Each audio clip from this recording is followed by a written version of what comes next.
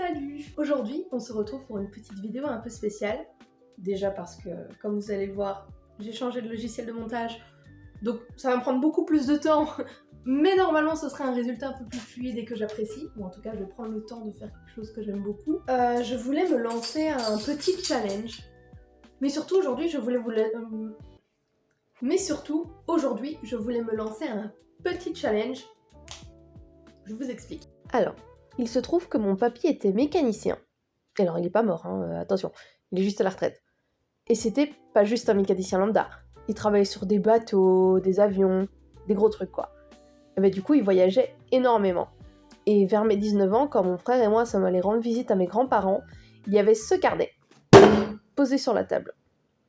En fait, de ma naissance à la retraite de mon grand-père, il a pris une carte postale à chaque endroit où il a été et il y a inscrit la date.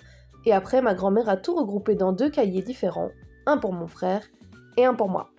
Franchement, j'ai adoré l'idée. Je le réouvre de temps en temps quand j'ai envie de voyager ou juste quand je pense à lui parfois. Et un jour, je me suis dit que j'allais faire pareil, mais pour moi, avec mes propres aventures. Donc j'ai commencé à prendre des cartes postales là où j'allais, du moins là où je pouvais en trouver, car c'est pas toujours le cas. Et parfois j'en prenais, mais le design ne me plaisait pas forcément. Comme vous l'avez vu lors de ma vidéo sur l'évolution de mon parcours, vous l'avez vu, hein? Ouais. Eh bien, ça m'arrive de prendre des photos des lieux où je vais et de les reproduire à l'aquarelle chez moi. Et là, révélation. Pourquoi pas, en plus de collectionner les cartes postales, me créer un propre carnet de souvenirs avec mes propres illustrations de voyage? Je suis un génie, je sais. Et je suis extrêmement modeste. Et donc, c'est ce que l'on va mettre en place aujourd'hui. Je commence donc par mesurer mes cartes postales pour avoir les dimensions. On est sur du 15 cm de longueur et 10,5 cm de hauteur. Et de là, je crée mon document sur InDesign avec ces mesures. Je mets les différents repères pour la mise en page et le gabarit est créé pour le corps principal du projet. Je sélectionne une police d'écriture. J'essaie, du moins. Je penche finalement pour celle qui fait un peu plus habillée, même si l'autre me faisait encore beaucoup de l'œil. Après, je scanne mes aquarelles déjà réalisées.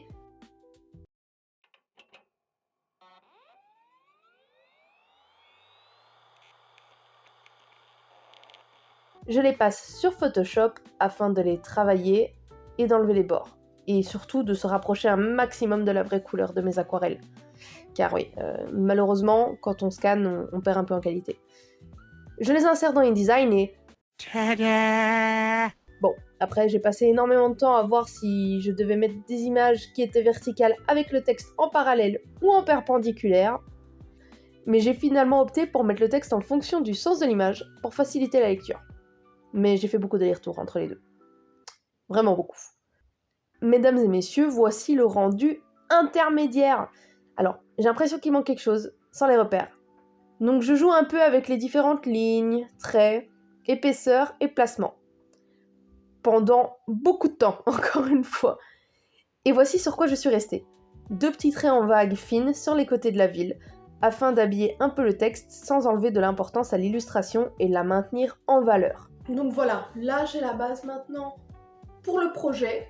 Je vais le continuer au fur et à mesure de justement mes petites aventures. Mais ce qui est bien, c'est que justement ça va me motiver à sortir de ma zone de confort, tant en voyageant et en découvrant de nouveaux lieux autour de chez moi.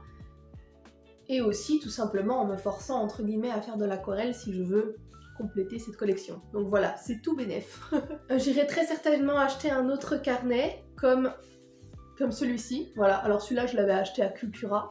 Il y a marqué photo, c'en est pas, mais c'est pas grave. Pour pouvoir justement stocker les cartes postales, ce sera plus facile, j'aurai qu'à les imprimer chez moi sur un papier quand même assez solide, un peu plus rigide, fait pour le dessin, comme ça je pense que ça donnerait un peu mieux. Et voilà, je vous montrerai quand j'aurai commencé la mise en place, quand j'aurai acheté le carnet et que j'aurai tout mis. J'ai déjà quelques photos qui sont en attente justement d'être peintes.